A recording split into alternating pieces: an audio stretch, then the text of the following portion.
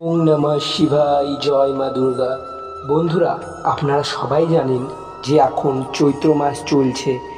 এই চৈত্র মাসে সর্বপ্রথম রাজা সুরেশচন্দ্রের দ্বারা মা দুর্গাকে পুজো করা হয়। দুর্গাপুজোকে বলা হয় বাসন্তী দুর্গাপূজা।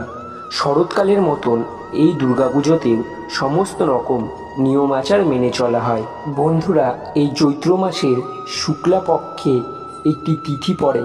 সেই তিথি অত্যন্ত শুভ এবং গুরুত্বপূর্ণ তিথি, আর এই তিথিকেই বলা হয় অশোক ষষ্ঠী। প্রকৃতির সঙ্গে আমাদের ধর্মের যে কতটা মিলন বা মিল রয়েছে বা আর্থিক সম্পর্ক রয়েছে, তা আমরা এই অশোক ষষ্ঠী বা এই তিথি থেকে জানতে পারি। বন্ধুরা, এই অশোক ষষ্ঠী নামের সঙ্গে এখানে যে অশোক বলা হয়েছে, এটির অর্থ হলো শোক তাপ এর সমন্বয়। আপনি জানলে অবাক হবেন যে এই ষষ্ঠীতে অশোক গাছের ব্যবহার করা হয়, বিশেষ করে ফুল বা কড়ি। কেন এই অশোক ষষ্ঠীতে অশোক গাছের ব্যবহার করা হয়, অশোক ষষ্ঠী ব্রত পালন করলে কিভাবে আমাদের উপকার হবে এবং অশোক ষষ্ঠী ব্রত কিভাবে পালন করা হয়, এই সমস্ত কিছু বিষয় নিয়ে আমাদের এই ভিডিওতে আজকে বিস্তারিত আলোচনা করব। আশা করি দর্শক বন্ধুরা আপনারা এই ভিডিওটি থেকে সমৃদ্ধ হবেন। এই ভিডিওটি থেকে আপনারা নতুন দৃষ্টিকোণ থেকে এই ব্রতটি পালন করতে পারবেন। এই ভিডিওটি অবশ্যই সম্পূর্ণ দেখুন। আর এই ব্রত সম্পর্কে আর এই ভিডিও সম্পর্কে যদি আপনার কিছু মতামত থাকে, তাহলে সেটি অবশ্যই কমেন্ট বক্সে জানাবেন। যারা এই ব্রতটি পালন করছেন বা এই ব্রত সম্পর্কে জানতে চায়, অবশ্যই তাদের উদ্দেশ্যে আমাদের এই ভিডিওটি শেয়ার করে দেবেন। আর বন্ধুরা, যদি আপনারা এরকম আরও ভিডিও পেতে চান, তাহলে আমাদের চ্যানেলটিকে অবশ্যই সাবস্ক্রাইব করে পাশের বেল আইকন বাটনটিকে ক্লিক করে দেবেন। আর ভিডিওটি থেকে আপনি যদি সমৃদ্ধ পান বা আপনার যদি ভিডিওটি ভালো লাগে, তাহলে অবশ্যই ভিডিওটিকে একটি লাইক করে দেবেন। তাহলে চলুন এবার মূল ভিডিওয় প্রবেশ করা যাক। বন্ধুরা, প্রত্যেক বছর বাড়ির মহিলারা স্বামী সন্তানের মঙ্গলের জন্য শুক্লা পক্ষে এই তিথিতে অশোক ষষ্ঠী পালন করে থাকেন। বন্ধুরা, 1431 বঙ্গাব্দ 2025 সালে এই অশোক ষষ্ঠী পড়েছে 20 চৈত্র 3 এপ্রিল বৃহস্পতিবার। ব্যক্তি যদি অশোক ষষ্ঠী পালন করতে চান, তাহলে এই বৃহস্পতিবার সারাদিনই অশোক ষষ্ঠী থাকছে। তাই আপনারা এই দিনের যে কোনো সময় অশোক ষষ্ঠী ব্রত পালন করতে পারেন। বন্ধুরা, এই অশোক ষষ্ঠী নামের মধ্যেই এই অশোক শব্দটি রয়েছে। এই অশোক শব্দটির অর্থ হলো যিনি বা যারা এই অশোক ষষ্ঠী পালন করে থাকেন, তাদের সমস্ত রকম শোক তাপ বেদনা দূর হতে চলেছে মা দুর্গার আশীর্বাদে। এই অশোক ষষ্ঠীর অন্যতম কার্যকারী জিনিস হলো অশোক গাছের কড়ি বা অশোক গাছের ফুল। বলা হয় যে এই অশোক ষষ্ঠী পুজো করার পর 6টি অশোক গাছের কড়ি এবং 6টি কলাই এবং কিছুটা দই খেতে হয় ব্রতকারীদের। কিন্তু এটি আপনি কখনোই দাঁত দিয়ে চিবিয়ে খেতে পারবেন না।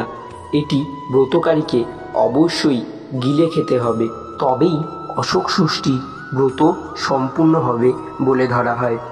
এই যে বিশেষ প্রক্রিয়াটি ভিডিওতে বলা হলো, এটি কিন্তু মানাই অশোক ষষ্ঠীর প্রধান এবং মূল কারণ। বলা হয় যে অশোক ষষ্ঠী ব্রতে যদি এই জিনিসটি মানা না হয়, তাহলে কিন্তু অশোক ষষ্ঠী ব্রতের ফল পাওয়া যায় না। আর হ্যাঁ, যদি এই দিন যেই ব্যক্তি অশোক ষষ্ঠী ব্রত পালন করছেন, তিনি কিন্তু কোনোভাবেই ভাত খেতে পারবেন না। অশোক ষষ্ঠী ব্রত পালন হয়ে যাওয়ার পর পরের দিন তিনি ভাত খেতে পারবেন। কিন্তু এই ব্রতকারী মায়ের পুজো দেওয়ার পর মুগ কলাই, অশোক গাছের কড়ি এবং দই খাওয়ার পর তিনি লুচি, পরোটা এবং সবজি খেতে পারবেন। কিন্তু তিনি যে কোনো পোড়া জাতীয় খাবার খেতে পারবেন না, যেরকম রুটি, কারণ রুটিকে পুড়িয়ে খাওয়া হয়। যারা অশোক ষষ্ঠী ব্রত পালন করছেন, তারা অবশ্যই আগের দিন অর্থাৎ বুধবারে নিরামিষ আহার গ্রহণ করবেন। আর অশোক ষষ্ঠীর দিন মায়ের যতক্ষণ না পুজো হচ্ছে ততক্ষণ উপবাস থাকতে হয়। এই উপবাস আপনি নির্জলাও থাকতে পারেন, আবার বিভিন্ন ধরনের ফল, ডাবের জল এসব খেয়েও আপনি উপবাস রাখতে পারেন। কিন্তু ব্রত শেষ হওয়ার পর, মানে পুজো শেষ হওয়ার পর, আপনি বিভিন্ন লুচি, শাক সবজি, মাখানো ফল, দুধ এসব নিরামিষ খাবার খেতে পারেন। তো আপনি অবশ্যই মনে রাখবেন যে ভাত, রুটি এবং যে কোনো প্রকার আমিষ খাবার ও আমিষ খাবারের ছোঁয়াও কিন্তু খাওয়া চলবে না। বন্ধুরা, এই অশোক ষষ্ঠী পুজো দেওয়ার পর যে মাখানো কলাই এবং অশোক গাছের ফুল আর দই খেতে বলা হয়েছে, এর পেছনে কিন্তু বৈজ্ঞানিক ব্যাখ্যা রয়েছে। আপনারা জানলে হয়তো অবাক হবেন যে আমাদের আয়ুর্বেদিতে অশোক গাছকে এক সঞ্জীবনী উদ্ভিদ বলে অভিহিত করা হয়। বিশেষ করে মহিলাদের স্বাস্থ্যের জন্য অশোক গাছের ফল, ছাল গুরুত্বপূর্ণ ব্যবহার বলে গণ্য করা হয়।